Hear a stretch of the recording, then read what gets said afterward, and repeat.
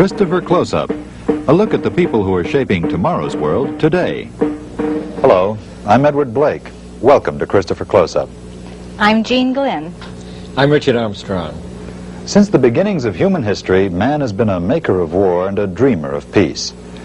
While he has devoted his energy, talents, and resources to the development and use of weapons of self-destruction, he's done comparatively little to discover effective methods for the making and keeping of peace. Our guest has been actively working for peace for nearly half a century. She's the co-founder of the Catholic Worker Movement, the author of several books, among them Loaves and Fishes, The Long Loneliness, and Meditation. And she's the widely traveled lecturer, Miss Dorothy Day.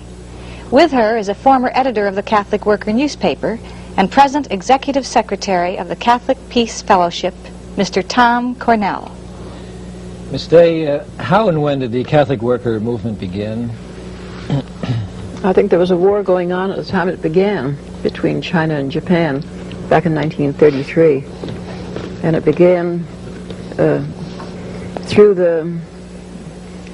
the efforts of Peter Morin, a French peasant, who was a former teacher in the Christian Brothers schools in Paris, who felt a call to come to America and be part of the, really build up a lay apostolate.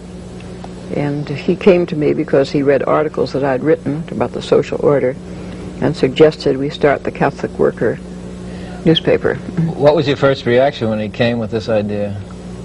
My first reaction was that I'd like nothing better than to, I think it's the ambition of everybody who's been in journalism to have their own paper, to start a paper, but I was very dubious about the funds, but he said in the Catholic Church funds were never necessary, you just needed to start. And we found it worked that way. Well, you began with the Catholic Worker, the newspaper, but this got you into all sorts of other involvements with people. We began talking about what makes for peace, and that is the teaching in the Gospels, the Beatitudes, the Sermon on the Mount, and so on. And to take them literally really meant that you began practicing the works of peace rather than the works of war. And the works of war are the exact opposite of the works of peace. Feeding the hungry when we are destroying crops and sheltering the homeless, when we are destroying villages, wiping out cities. It's all the way through, right down the line, the opposite. And Christ proposed, certainly, that the work of the Christian was the works of mercy. And he laid it down as commands, not counsels, in the 25th chapter of St. Matthew. There's no better way to get into trouble than to try to make peace, is there? I always say if you start praying and saying, Lord, what will you have me do? Prayers are answered, and you find yourself doing a lot more than you ever thought you were going to do, getting yourself involved. Miss Day, as a student, the first thing I heard about the Catholic Worker was the soup kitchen. Could you tell us a little bit about that, how you began these corporal works of mercy, which they really were? Well, it's if your brother is hungry, you feed him.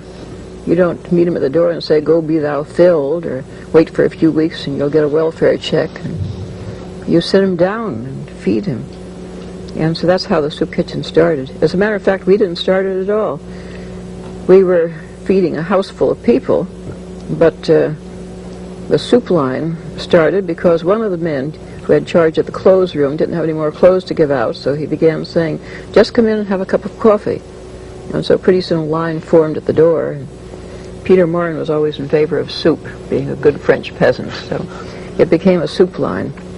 And we still have the soup line, a couple of hundred people a day coming in. And then too, our Lord left himself to us as food, bread and wine. And I would say that sitting down and breaking bread with people, that the disciples at Emmaus knew him in the breaking of bread, and so it's far easier to see Christ in your brother when you're sitting down and sharing soup with him. You don't any longer see the destitute or the drunk or the disorderly or the unworthy poor. I think in one of your books you said that in those early days you were surrounded by the offscouring of the earth. Is that what? No, I said we ourselves are the off-scouring. That's right. Tom, how did you find your way to the Catholic Worker? Well, I was a student in the early 50s at Fairfield University in Connecticut. We were the silent generation, you know. There wasn't anything going on. And I'd heard the gospel preached, and I believed.